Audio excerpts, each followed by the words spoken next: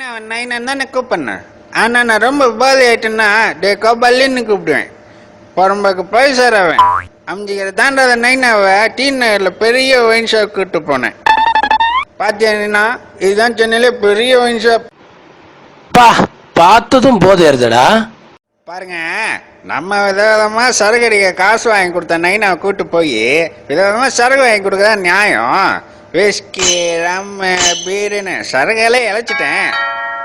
மதுரை வீரனை பார்க்குற மாதிரியே இருக்கிறா கோபாலுன்னு.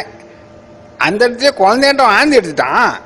யோ எல்லாரும் பார்க்குறாங்க யோன்னு வா வா அப்படின்னு வாந்தி எடுத்துக்கிட்டு என் வாந்தியை தொடச்சு விட்டான் சார்.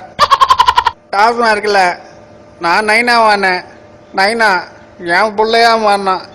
என்னை பொறுத்த வரைக்கும் சரக்குன்றது ஆல்கால் கண்டென்ட் இல்லைங்க, நைனா புள்ள சென்டிமெண்ட்.